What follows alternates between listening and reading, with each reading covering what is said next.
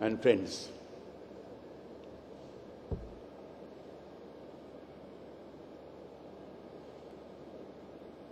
That's how they refer to him, affectionately.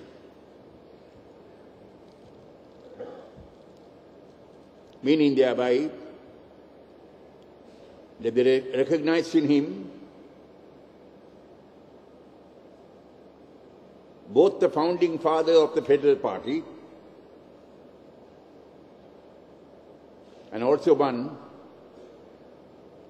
who would find for them a future in this country with dignity and self-respect.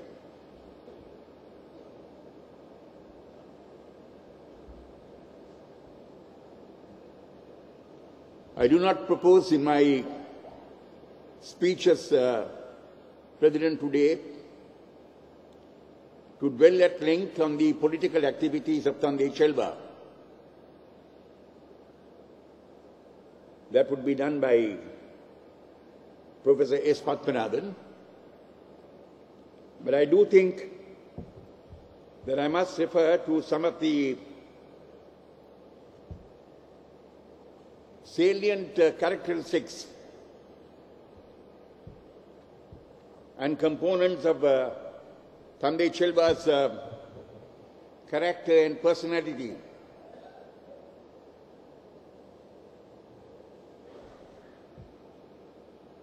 Thandai Chelva was a person of outstanding, impeccable integrity.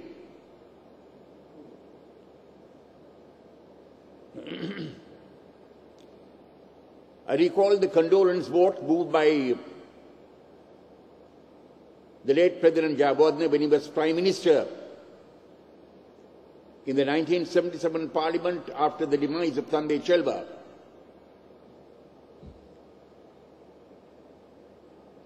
He said, "You did not have to obtain from Mr. Chelvanayagam anything in writing. If Mr. Chelvanayagam gave you his word, that was his bond.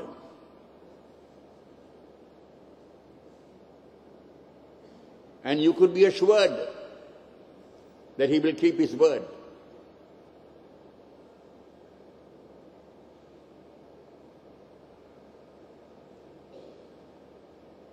Thandai Chelva was committed to non-violence.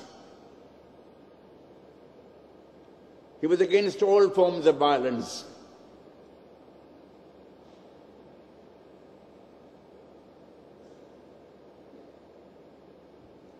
He wanted to unite all the people in this country. He particularly wanted to unite all the Tamil-speaking people in this country. The Tamil people of the northern and eastern provinces, the upcountry Tamil people, and also our Tamil-speaking brethren, our Muslim brothers in the north and the east and in other parts of the country.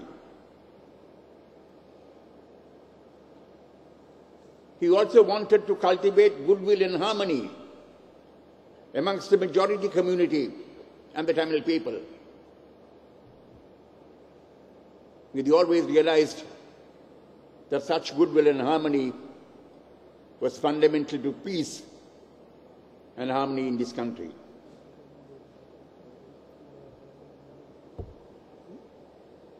Thandai Chelva believed in dialogue and negotiation.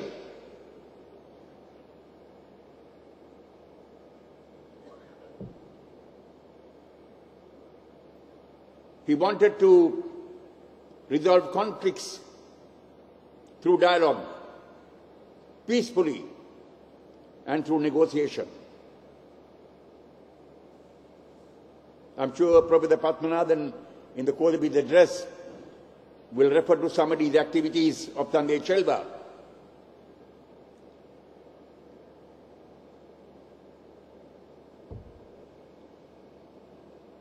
Thandai Chelva believed in civil disobedience.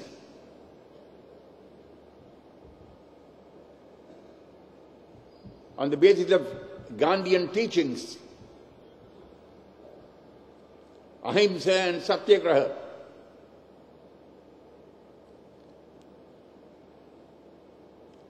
I do remember the Satyagraha campaign that Thandai Chelva launched in 1961.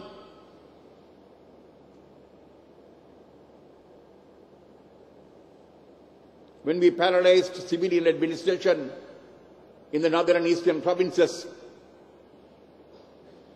in every kachari, which was the office of the government agent of each district,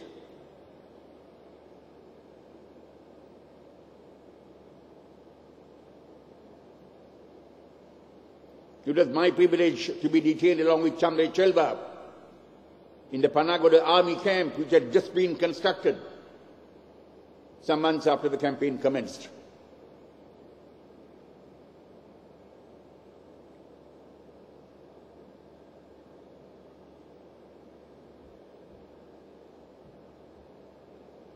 There were anti-Tamil pogroms that took place at this point of time, periodically.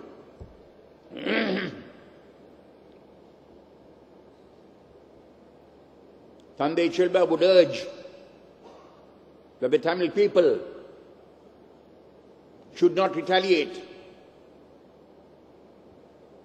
should not resort to violence themselves.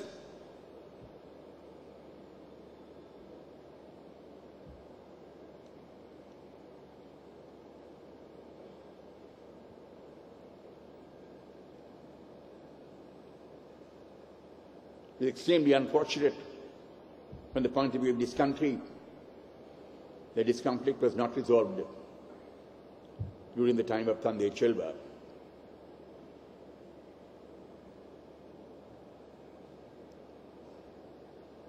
The 1972 and 1978 constitutions, the 1978 constitution being the prevailing constitution,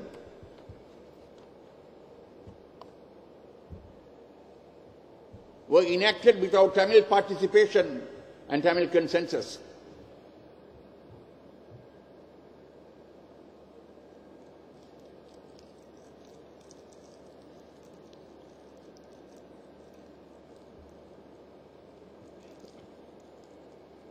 The enactment of the 1972 Constitution,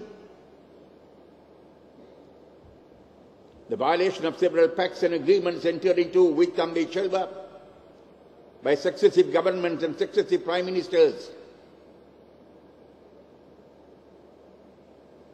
blatant discrimination against the Tamil people in several areas, and the periodic racial programs against the Tamil people resulted in Tamil youth taken to militancy and an armed struggle.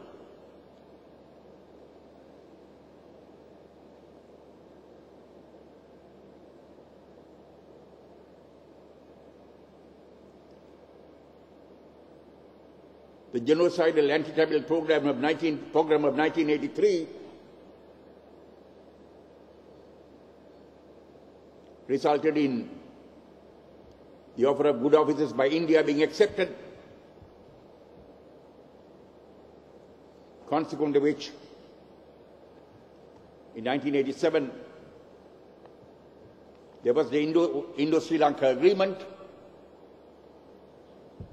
and thereafter the 13th Amendment was enacted.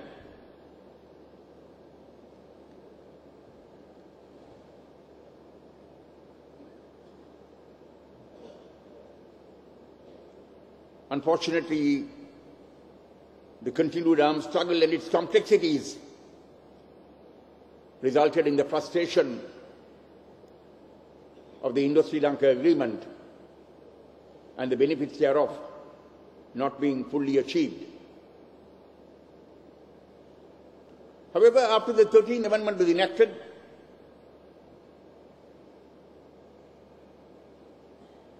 several steps have been taken during the period in office of successive governments to improve upon the 13th Amendment, to bring about meaningful devolution of power.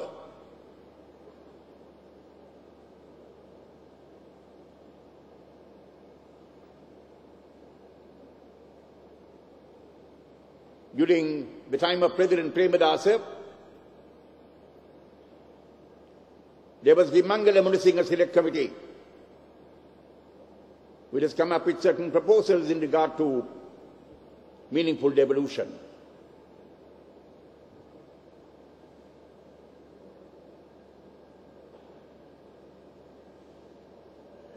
During the time of President Chandrika Bandaranaga Kumaratunga,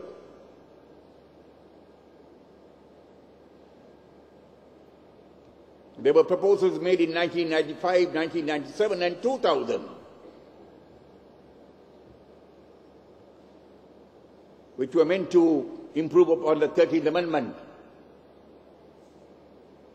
and bring about meaningful share of power and meaningful devolution.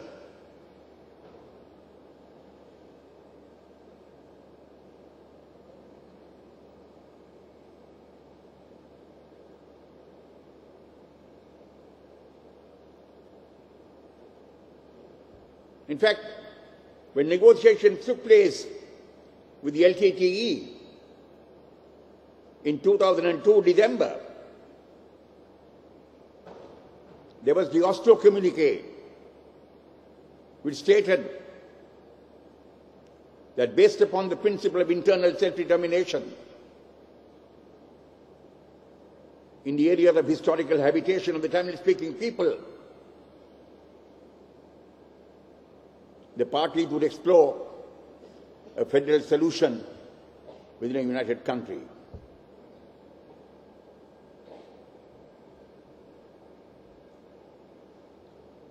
We thereafter move on to the time of President Mahinda Rajapaksa, who assumed office as President of this country in 2005.